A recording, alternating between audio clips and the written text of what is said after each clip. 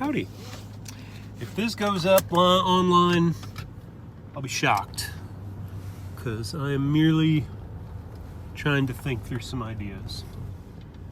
So, I had a day recently in which I was in the flow state and the intuition was giving me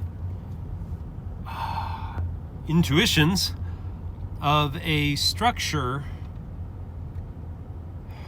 that I felt I could probably even write into a book of how to replace, well, not how to replace, but a replacement for a holistic one, I think. The old style of debate tactics and rivalrous, antagonistic, almost, just shy of antagonistic research and learning, collective learning, collaborative learning. Yeah, see, I'm feeling more and more secure in the knowledge that there are certain parts that have to be brought together that keep being spoken of kind of distantly. So there's Game B, then there's this Babel project that I'm trying to participate in, although that's a very tiny corner of the internet right now. And there's what the IDW tries to do in their openness to counter positions. Although the IDW is kind of I don't know, it's a shattered thing. The fragments have grown their own following, but the thing itself does not necessarily exist anymore, I would say. Although it still can be used to identify certain groups. But anyway.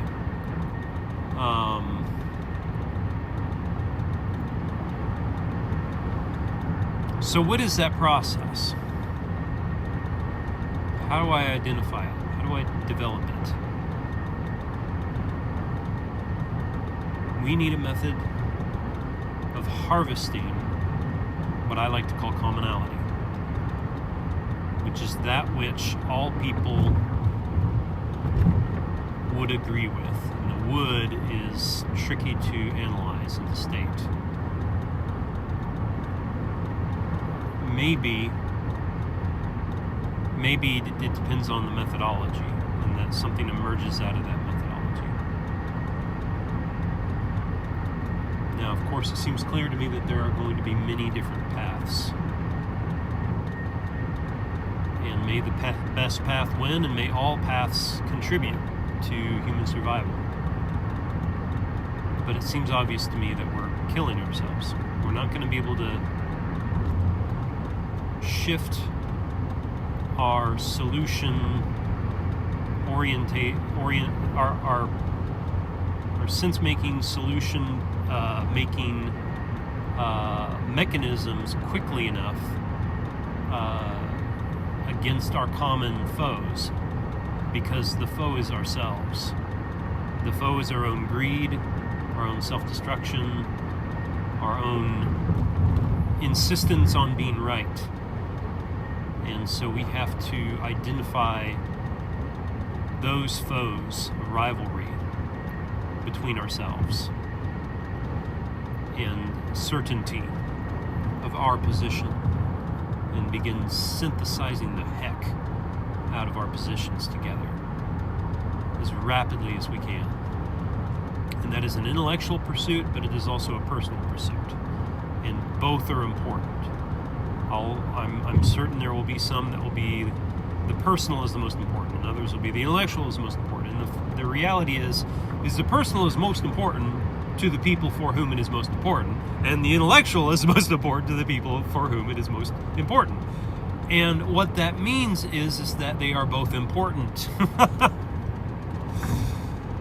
I guess this might go up online. I didn't think it would, but okay, we'll keep going. So what is this method? What is synthesis? So there is the is it Hegel that spoke of, well, apparently, I only recently heard this, apparently he did not say thesis, antithesis, synthesis, that somebody else used that as a framing of his concepts, and I'll have to learn more about that. But this is, that is one dynamic.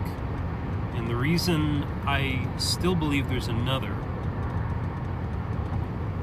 is because there is a structure to synthesis that we haven't talked about yet. And once you begin discovering and outlining the structure of synthesis, then you will begin to see the different levels on which knowledge can be synthesized. And the methodologies and the timing and the placement, because I think so much of that can be, I don't want to say automated. I want to say, because there's a wisdom factor, right? But see, there's this huge package that has to be built of not just how do we synthesize, but how do we emotionally synthesize? How do we intellectually synthesize? How do we emotionally synthesize? How do we respectfully synthesize, even though we will hold on to vast differences at the exact same time? How do we choose anti-rivalry? What mechanisms can be broadcast into the lives of humanity such that we all carry the drive to synthesize, even if we don't always see the immediate payoff? And that's a big one. That's one of the things religion has in spades, or has had, is the promise of future payoff instead of immediate payoff. And I think that humanism can only ride off of that to a certain degree, and only when there is great comfort in the society. When a society gets shaky, or there's no enemy, then humanism doesn't function correctly, because it's not deep enough. I mean, there will be those, of course, who create some kind of discipline for themselves and kind of spiritualize humanism. And they will survive, of course. But that is not... What mechanism in humanism does that? That's the question. And it's not clear that there's a good answer. If there is one, I want to know it. But I mean, even Awakening from the Meaning Crisis is kind of a, Vervaeke's work is kind of a, if you see the meaning crisis so clearly that you're willing to sit through 50 hours of lectures, more than 50 hours, because there are more, anyway, then you are probably dedicated enough already to learn the methodologies that he's talking about. And of course, there's so much more work to be done.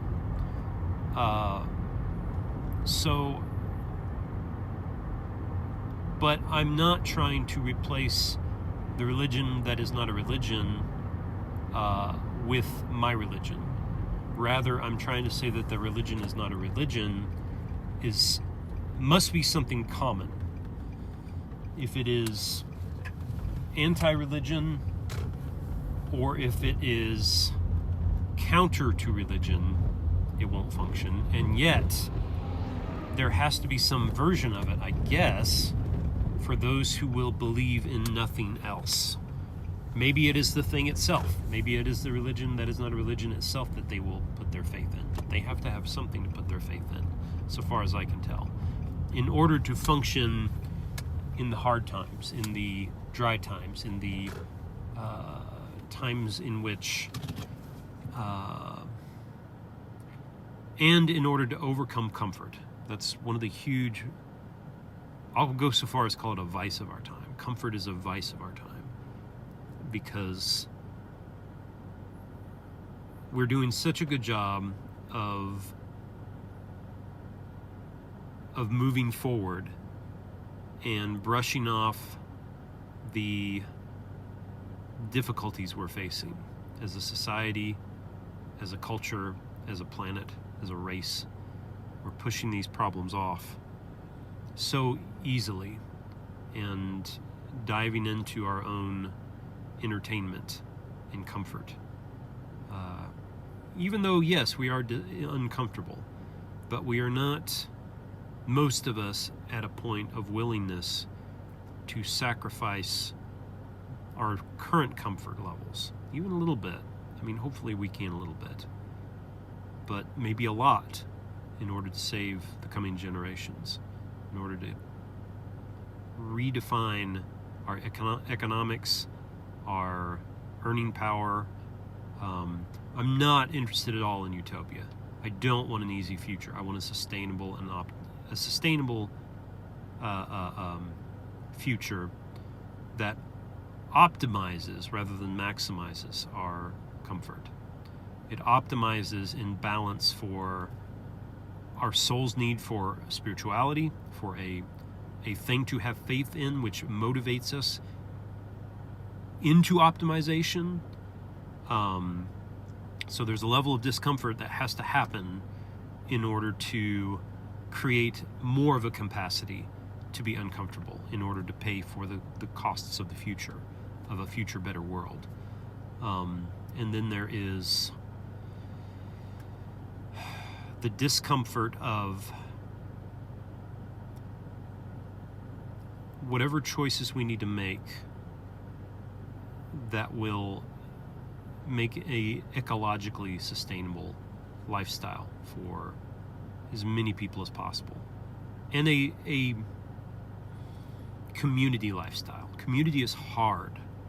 There will be no easy communities. We will not have a happy-go-lucky, beautiful community. We will have a lot of hard work. What we have now is the hard work of it's the lowest common denominator of hard work. It is a hard work that is not about self-denial, but about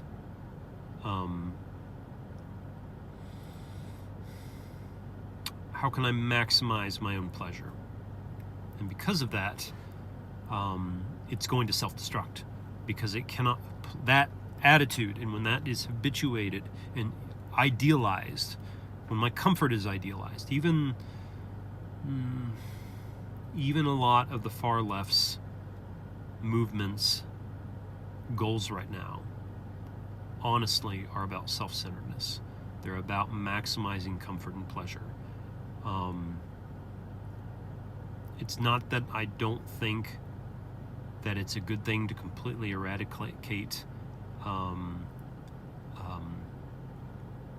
racism and sexism. It's that 100% is going to throw other systems off, and it's going to cause other systems to collapse. And we can't afford to do that right now. We can't afford to do that right now. We have to unify around a set of disciplines that will not be comfortable, but which somehow are self-reinforcing. I know. What the heck does that look like? That's what we got to figure out. Oh gosh. That's got to be the most important conversation right now. So, art and stories are probably one of the biggest next steps. But I think it'll be aided greatly if we can formulate some initial theories. But once we've formatted them, we kind of have to loosely hold them, maybe even forget them. They can be used as a starting point to begin building the structures we need, but if we become certain of them, then they calcify, and they will become the map that misleads us instead of the map that leads us forward, because the future is always uncertain. It is always uncertain, and therefore the map will always be wrong. It has to always be updated.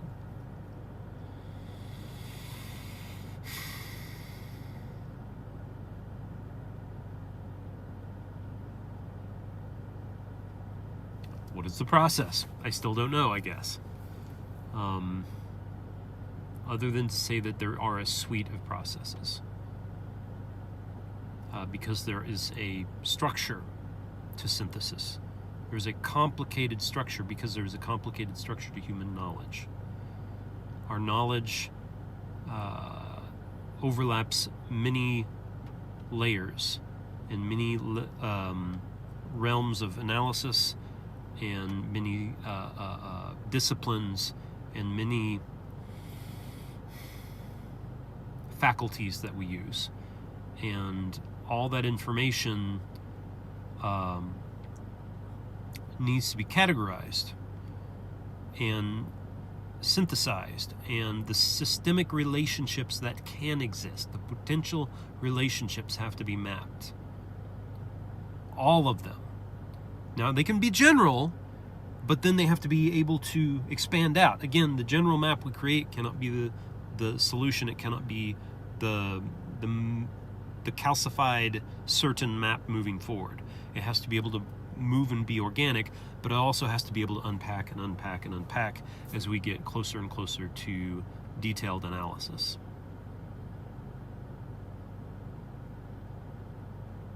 So if we can map that, I believe, and I've made some preliminary jabs at doing so. I think I've got a fairly good suite of tools for doing so, but I don't have the unified game plan yet. And so my project is not off the ground. It's not enough. And it'd be beautiful, like, if I could find more workers to work on just this project. I don't know if I can't tell if the Babel. I think the Babel project is very close to being what I'm looking for, but I can't tell yet. It's very close, though. Game B has some people. Game B has some people that might be willing to do this, but they get so ossified in Game B theory. And it would be beautiful if we could find a way of speaking about Game B without looking to Game B to be the solution, because it's not the solution. It's more like the filter. The way of saying rivalrousness, that is one of the biggest problems we have. But it's not the only problem. But it's a pretty good rallying cry. So there's that to it that goes far. That does it some credit. Gives it credibility.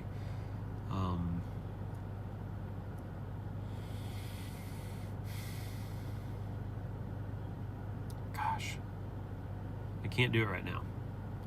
I'm speaking, I suppose, mainly from my right brain, from getting the holistic picture, and I'll have to jump into left brain mode to develop the tools.